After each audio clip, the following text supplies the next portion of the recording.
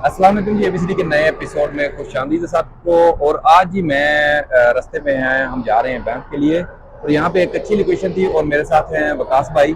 वकास भाई के साथ गपशप लगाएंगे और पूछेंगे स्पेशली यहाँ पे जो असाइलम सीकर आते हैं। जैसे कि हमें पता है कि यहाँ पे जो अबव 90% बंदे आते हैं और यहाँ पे आके उनको डॉक्यूमेंटेशन के लिए असाइलम के थ्रू ही जाना पड़ता है। इसके अलावा LMI और दूसरे रास्ते हैं। तो असाइलम का क्या आसान तरीका है और किस तरीके से ये प्रोसेस होता है भाई? सर असाइलम के लिए आपको तो सबसे पहले कनाडा में मौजूद होना चाहिए। ज़बर है। जब आप कनाडा में आ जाते हैं उसके बाद अगर आपको कोई अपने कंट्री में कोई इशू है तो आप केस फोट आप करेंगे आप? हाँ, आप उधर जा सकते हैं।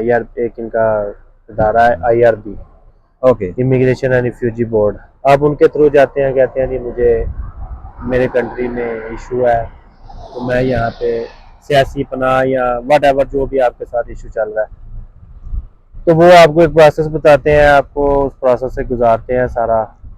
तो उसके बाद फिर वो हेयरिंग वगैरह होती है, आपको देखते हैं, आपका इंटरव्यू लेते हैं, तो फिर वो अपना डिसीजन दे देते हैं कि जी आप एलिजिबल है कि नहीं है। ये तकरीबन इसमें अप्रोक्सीमेटली कितना टाइम लग जाता है या फिर आपको कितना लगा था टाइम? सर इट डिपेंड्स, 2-3 महीने भी लग जाते हैं, 2-3-4 साल भी लग जाते हैं। ये डिपेंड करता है कि आप किस कंट्री से हैं और आपकी जान को कितना खतरा है वहाँ पे। तो it totally depend, different scenario होते हैं। यानी कि हर बंदे का आपके आपकी ज्योग्राफिकली आपकी सिचुएशन के ऊपर जहाँ से आप आए हैं, हाँ। क्योंकि उसके अकॉर्डिंग ये इनके जो अदारे हैं वो इसके ऊपर इन्वेस्टिगेट करके रखते हैं। हाँ, जैसे कि पाकिस्तान है, पाकिस्तान की एक रेपुटेशन जो है ना वो बड़ी खराब है। Like we can say that कि पाकिस्तान में 3-4 दफा मार्शल लॉ लग चुका है, तो वहाँ पे जो पॉलिटिकल सिचुएशन है, स्टेबिलिटी नहीं है, तो उसकी वजह से यू कैन से दैट कि जल्दी हो जाता है, ये आपका एक्सेप्ट कर लेते हैं। लेकिन it totally depends on your circumstances. वो आपके सिनेरियो पे जो है ना मैटर करता है। ऐसा नहीं है कि आप इनके साथ झूठ बोलेंगे और ये आपको कहेंगे ठीक है जी हम आपको इधर जाना बना देंगे। तो केस को रिप्रेजेंट कैसे करते हैं और उसमें झूठ नहीं होना चाहिए? झूठ नहीं होना चाहिए। झूठ नहीं होना चाहिए। झूठ अगर आपने कहीं पे भी बोला ये पकड़ लेते हैं। अगर पकड़ा गया तो फिर रिमूवल ऑर्डर आ जाते हैं, डेपुटेशन। इनकी डेपुटेशन तक यहाँ पे होती है। डेपुटेशन होती है। जो बंदों की काम खाली है कि कनाडा की सोइल के ऊपर डेपुटेशन नहीं है, वो कोई चक्कर नहीं, वो कोई चक्कर नहीं। ऐसा अगर कोई बंदा कोई ऐसे कहता है कि एक दफा आप कनाडा में आ जाए, आपको कोई डिपोर्ट नहीं कर सकता, that's totally wrong information। तो यहाँ पे जब असाइलम वगैरह मेरे भाई करते हैं तो उसमें कोई ये आपको सर्वाइवल के लिए घर वगैरह या पेमेंट वगैरह या खर्चा पानी कुछ घर वगैरह तो आपको नहीं देते, लेकिन आपको कुछ पॉकेट मनी की सूरत में कुछ पैसे दे देते हैं मंथली बेसिस पे, तो जिससे आप इनिशियली आप सरवाइव कर सकते हैं। कितने पैसे देते हैं ये? ये भी लोकेशन पे डिपेंड करता है। जैसे कि अल्बर्टा में अराउंड $800 आपको मिल जाते हैं पर मंथ। इन केस में आपने अपना हाउस सेटअप और ग्रोसरी वगैरह बेसिकली ये जो होती है ना, ये पैसे होते हैं, ये 2 चीजों के लिए होते हैं। एक आपके शेल्टर के लिए होते हैं और एक आपके खाने पीने के लिए होते हैं। वो आपके ऊपर डिपेंड है कि आप पाकिस्तान भेजें यहाँ पे खाएं, वो आपके ऊपर है। और पर मंथ मिलेंगे? कब तक मिलेंगे? पर मंथ मिलेंगे। जब तक आपको कोई अच्छी जॉब नहीं मिल जाती। वर्क परमिट जब आप असाइलम करते हैं तो आपको वर्क परमिट तो मिल जाता है, लेकिन 3-4 महीने बाद आपको जो है ना ये फोन वगैरह करते हैं, आपसे इंफॉर्मेशन लेते हैं कि आपने कोई जॉब वगैरह ढूंढी है, CV वगैरह ड्रॉप की है कहीं पे। तो बस। तो आपका कोई पॉइंट वगैरह का भी चक्कर है जैसे LMI वालों लोगों को होता है पॉइंट वगैरह, ये वो? असाइलम में ये कोई चक्कर नहीं। कोई मिनिमम एजुकेशन रिक्वायरमेंट ये वो भी कोई चक्कर? असाइलम में कोई चक्कर नहीं। असाइलम में कोई मिनिमम ये कोर्स करें लैंग्वेज का, ये वो उसका तो कोई चक्कर नहीं? वो भी कोई चक्कर नहीं। इनके आप it's up to your case. और किस रीजन में है आप? हाँ। इसमें किस नॉट रीजन, ये टोटली आपके जो सिनेरियोज आपके साथ हो चुके हैं, जो आपके साथ हैं, ये उस पे डिपेंड करता है। टोटली उस पे डिपेंड करता है। तो हमारी जो ऑडियंस नहीं आने वाली, अगर आपको ये आप कह लें कि आपका केस अप्रूव हो जाता है, ठीक है? हाँ जी। तो अप्रूव होने के बाद PR या पासपोर्ट वाला सिलसिला कब तक ये आपका मुकम्मल होगा? असाइलम के बाद आपको अपनी PR सबमिट करनी पड़ती है।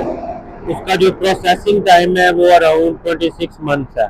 26 month? Yes, with in 26 months आपने जो IRCC है उन्होंने ना आपका केस, आपकी PR का केस जो होता है ना, फाइल क्लोज करनी होती है। लाइक आपको परमानेंट रेजिडेंसी स्टेटस देना होता है with in 26 month, with in 26 months. 2 साल 2 महीने। 2 साल कह सकते हैं आप। हाँ, उसके बाद फिर आपको 2 साल PR के ऊपर जो है ना वो यहाँ पे कनाडा में फिजिकली जो है ना गुजारने पड़ते हैं। देन आप जो है ना वो अप्रोक्सीमेटली 4 साल बाद आपको 4 साल बाद पासपोर्ट कह लग सकते सकती है। हैं। क्योंकि जब आप ये PR अप्लाई करते हैं, PR अप्लाई करने से लेके जब आपको PR मिलती है वो आधा टाइम काउंट करते हैं।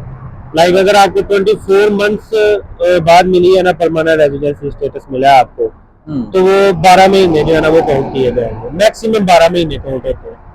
उसके बाद जब PR मिल जाते है उसके बाद फिर आपका पूरा दिन काउंट होना शुरू हो जाता है। जबरदस्त तो बेसिकली आपको कनाडा में 1096 दिन जो है ना वो पूरे करने होते हैं। 1096 डेज आपको फिजिकली कनाडा में PR के बाद नहीं, वो टोटल जब आपने आप एलिजिबल हो जाएंगे। जब आप एलिजिबल हो जाएंगे। PR पासपोर्ट अप्लाई करने के बाद कितना टाइम लग जाता है तकरीबन? पासपोर्ट अप्लाई करने के बाद आई थिंक 2 से 2.5 माह का प्रोसेस होता है। वो 2 से ये 2.5 जो 1096 दिन है ना, ये ऐसे नहीं है कि आपने बस कनाडा में गुजार ली है और आपको जो है ना आपको सिटीजनशिप के लिए एलिजिबल हो जाते हैं, ऐसा नहीं है। लीगल स्टेटस आपके पास कोई लीगल स्टेटस होना चाहिए। लाइक जैसे आपका इवन क्या वर्क परमिट पे भी है ना, तो हाँ जी। फिर भी आप जो है ना 1096 डेज कंप्लीट करके सिटीजनशिप नहीं ले सकते। ये गलत कॉन्सेप्ट है पूरी दुनिया में, स्पेशली पाकिस्तान में जो है ना ये टोटली गलत रॉन्ग कॉन्सेप्ट है कि आपने 1096 दिन पूरे कर लिए और आपको सिटीजनशिप मिल जाएगी। नो, अगर आप असाइलम के थ्रू आते हैं तो आपका पहले केस अप्रूव होता है, अप्रूवल के बाद आप PR अप्लाई करते हैं। वो PR जब आपने अप्लाई करनी है तब आपका टाइम काउंट होना शुरू हो जाएगा। ठीक है, PR मिलने तक आपका आधा टाइम काउंट होगा। जब आपको PR मिल जाती है उसके बाद आपका जो है ना वो पूरा दिन जो है ना काउंट होना शुरू होता है। अगर आप स्टूडेंट आते हैं वो डिफरेंट सिनेरियो है, अगर आप LMIA के थ्रू जाते हैं वो एक डिफरेंट सिनेरियो है। अगर हमारे को भाई नए आके जनरेशन आती है आके आपको असाइलम वगैरह ना चाहते हुए अप्लाई करना पड़ता है, तो उनके लिए क्या एडवाइस करेंगे आप? एडवाइस सर जी यही है कि जो जेन्युइन है ना आपके साथ वो ही आप बताएं। झूठ बोलने की जरूरत नहीं है, क्योंकि अगर आप झूठ बोलेंगे, अगर आप ये सोचते हैं ना कि मैं झूठ बोल के मैं अपना केस अप्रूव करवा लूंगा, बहुत मुश्किल है। ये पकड़ लेते हैं, ये नहीं छोड़ते इनको। इन्होंने आपकी पूरी स्क्रीनिंग करनी होती है और इनका एक जो है ना वो डिपार्टमेंट नहीं है, वो कई डिपार्टमेंट है। IRB है, IRCC है, CBSA है, इनकी जो अपनी इंटेलिजेंस है वो है। तो सीन ये है कि जो भी है आपने सच बोलना है, झूठ बोलने की जरूरत नहीं है। एडवाइस यही है कि झूठ नहीं बोलना। अगर आपके साथ पाकिस्तान में कोई ज्यादती हो रही है तो आप डेफिनेट आए, आप बताएं इनको कि जी मेरे साथ ये ज्यादती हो रही है। अगर आप जेन्युइन है तो ये आपको प्रोटेक्शन देंगे। जज़ाकल्लाह भाई, प्रकाश भाई शुक्रिया, अल्लाह जा दे, बहुत हेल्पफुल थे और उम्मीद है कि आने वाले लोगों की हेल्पफुल होगी आपकी सारी मसले।